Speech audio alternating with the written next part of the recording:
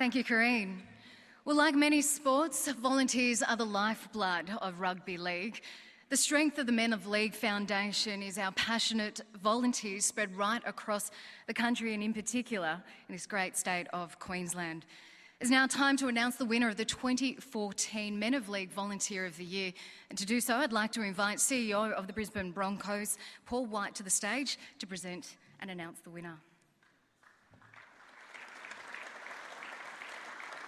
As Paul's coming up here, we'd like to, of course, thank all the regional committees who took the time to select and nominate their committee person who they feel is a valuable member of their team. Thank you, Paul. Thank you to the Men of League organisation for allowing me the honour to present this prestigious award here today. And I'd also like to acknowledge the leadership of Corinne and the leadership of Darryl Vanderveld and Steve Calder and their team up here in Queensland for their continued drive and passion for the objectives of the Men of League Association right across this state. My task today is to acknowledge and present the award for the 2014 Men of League Volunteer of the Year. Before introducing the winner, I'd just like to provide everyone here today with a background of the man and the work that he continues to drive in his capacity as chairman of his Men of League division. The selected winner today has a commitment to both rugby league and the Men of League organisation, which is admired by all who know him. For those that have nominated him, they'll attest that he lives and breathes the mission of the Men of League in the pursuit of helping those within the community, within the rugby league community, that are in need. As a child, he was riveted to everything rugby league, and it's been his great privilege to now rub shoulders with some of his idols. Like many of his era, he would spend countless hours playing football in the backyard, pretending to be John Crelly, Robert Orchard or Marty Scanlon. With no TV, he would huddle around the radio listening to every word that Fonda Matassa and George Lovejoy would say, and to now spend time with people like Ron Coote, John Peard, Darryl Vanderveld and Steve Calder is a source of great pride for him. Since he has been chairman of his division, he has built up not only the profile of the Men of League organisation within his area, but he's taken the membership of the organisation from around 600 to 2,500 total members. He's based in Toowoomba and he's been an integral part of forming new committees in Goondiwindi, Roma, and he has now helped establish Men of League strongholds in Dalby, Oakey, Warwick, Leeburn, Gatton, Tenterfield, Laidley and St George. He strategically planned to have a major event, Men of League event, in the Southern Division at these centres in every month of the calendar year. From golf days to race days and sportsman's night, his plan has been to ensure consistent exposure for the organisation throughout the division, and as a result, the Men of League Foundation has one of the highest profiles in the region. For those who know him, they offer that his best trait is helping those people that are in need. As an example, he was recently called to help a Toowoomba Rugby League legend, a man who had represented his city and state with distinction, but had fallen on hard times. It had been a bitterly cold winter in Toowoomba, and the former player was living in an unregistered camper van in a caravan park. With inadequate living facilities and resources, Andrew purchased some new blankets, and upon request, the Men of League assisted that former player to help register his camper van so he could on-sell it and buy and purchase a new caravan which was fit for purpose for living in.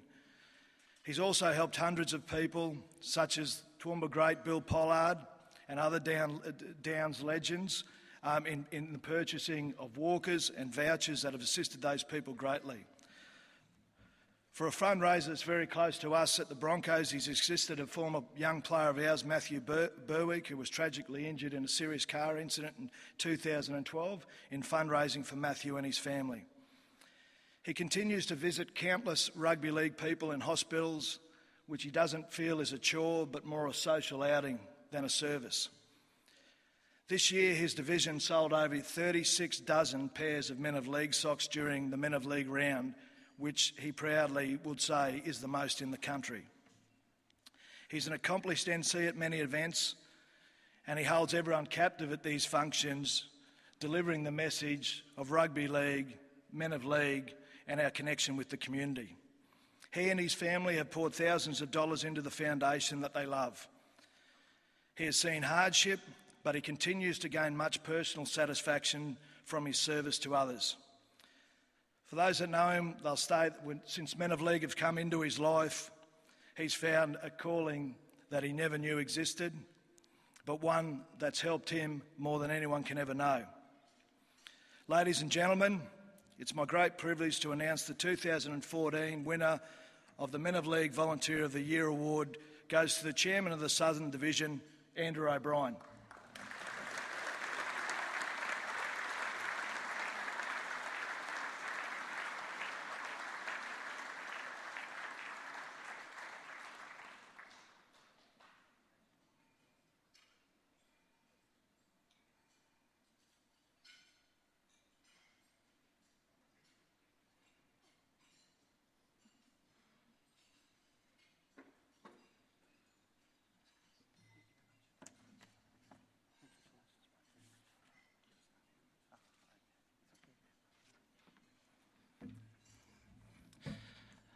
Thank you very much, Paul. Just have to excuse me a moment while I just compose myself here, seeing I'm the best MC in the world, that Paul said. I did about 5 years ago have some personal hardship, and my twin brother, Neil, who's a few pounds heavier than me, is here today. Was the inaugural president of the Toowoomba Men of League, and he went out west, and he said, "Okay, Andrew, you're the boss of the Men of League," and I said, "Yeah, away we go." And I was sort of floating around, and our area, as a few of my colleagues, like it's great to have Bodgie and Peter Flynn and the boys from Roma here. It was a pretty hard nut to crack, but I realised our area was badly in need of just the word. I'm a strong believer that if you've got something that you're passionate with, you can have these functions and make heaps of money and so forth if they're well run and the word goes out there. Then monies and financial gains will actually come. And when you come to functions like this, you just need to really tell people of the real need. And when you sit there with people like Matthew Berwick and Graham Tucker and those guys, they don't worry about functions like this, and they don't worry about, all they're worried about is where the next meal is. And I find 80% of our work is just sitting down and saying g'day. Now, at the moment out there, we have people ringing us up when people have lost loved ones, and it's just very rewarding when they call on you to do something. I'm waffling on a little bit, I don't know what to say, but I'd like to thank the Men of League Foundation. Yes, I do love it from the bottom of my heart. I was a bank manager in former life, and I was president of rugby league clubs and so forth, and I've been at more clubs than Shirley Bassey. And I found that, as you would know, a lot of people in the room, after a game, especially in the bush, you'd be hosing out sheds and waking up players from the night before to get up and play and all that type of stuff, and as you can arrange with. And the Men of League, when you're presidents of clubs and so forth like that, and that's what our tenure is, to attract those people, you've only got a use by date of so much. In the Men of League, you still have the same desire for rugby league, but you feel like you're actually putting back into the community and helping your mates. I remember a function at Roma, and it was the first one we had, and there was about 100 there, and I couldn't believe that the city's players hadn't spoken to the St George players since they played 40 years ago. Gee, they must have had some good games out there. But now I'm finding that if there's a St George player, for example, that's hurt, then the city's players and their committee are ringing up to see whether they are okay. So it's bringing the actual leagues together. The Heritage Round, where we sold 36 pairs of a dozen socks, I found that's where our key is with Men of League, where the regional divisions are something that they need to support. The Men of League and the Toowoomba Rugby League and the Roma District Rugby League and the Border League do very, very well, because most of us in rugby league land look for people like Corinne and John and heads of our departments like Peter Beatros to lead us, but there's no rule that says that we can't influence from the ground roots upwards, and I'm very passionate about that.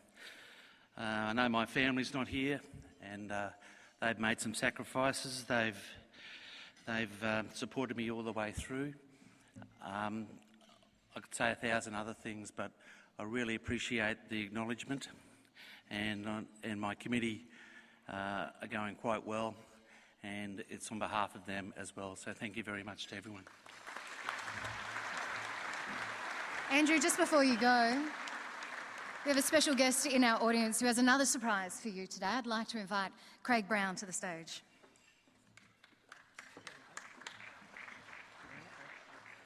My name is Craig Brown, Managing Director of Rugby League Experience. Been a supporter of Men of League. I'm from Sydney. Been a supporter of Men of League from day one. And when I hear about these type of things, it sort of touches me to a degree where I want to try and give back to the people at the grassroots level. So when I heard about Andrew's efforts in the community out in Toowoomba, and I heard about the award today, I thought it was only fitting that what we'll provide Andrew with is a trip to Sydney for the NRL Grand Final, flights, accommodation, 5-star accommodation, and diamond tickets, mate, for you and I think your brother's going with you, so good on you, mate.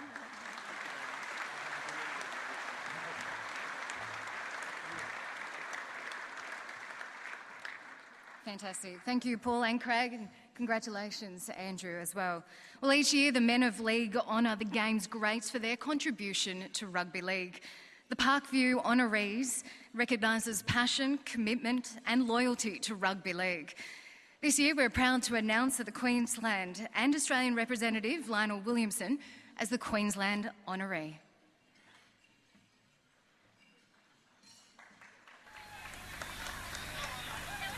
Williamson running up the blind side, up to the quarter line. Reversing it, found Robertson the hooker. Good switching of play with Pringle. Pringle coming up towards halfway to Williamson. Williamson on halfway and caught by the defence.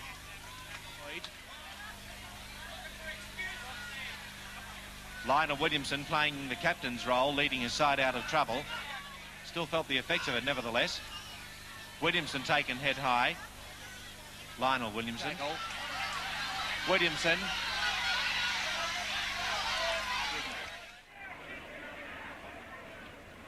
Gray. Clausen. Chisnell. Long pass out towards the centres. Heskett coming back in field. Charlton up from fullback. Good switching of play by Great Britain. Charlton away. Charlton to Heskett. Heskett accelerating. Williamson across to drag him down. Stevens. Here's Bill now over halfway. Great Britain attacking. Bill caught by Williamson from the wing. And Brannigan put down 12 metres out. One tackle to go. Rodonicus out to Beatson. Keeping the ball alive to Williamson. Langlands is with him. Langlands going to the far line.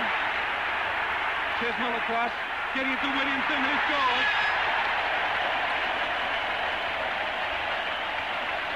First try of the match. And when the ball is moved that quickly, it's very hard to stop a try. Lionel Williamson, the old veteran, returns to the Australian side to score the first points It's 3 points to nil. What a brilliant play. First we saw the brilliance of Fulton. He just broke the defence and strongly kicked through. And in the ensuing play, Langlands received the ball. He elected to go wide, drag the defence with him. There were two English players who went wide. And the Williamson, always in position, lurked inside, got a wonderful inside pass and finished off the business. Can I please invite Paul Hayes to the stage to share with us Lionel's story?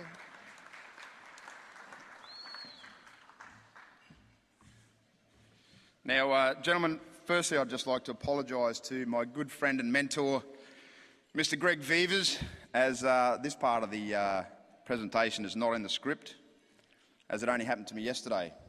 Now, as I look around the room, I see that a lot of the gentlemen in this room are probably going to experience something like I'm about to talk about, us middle-aged men or slightly older. But I just want to let you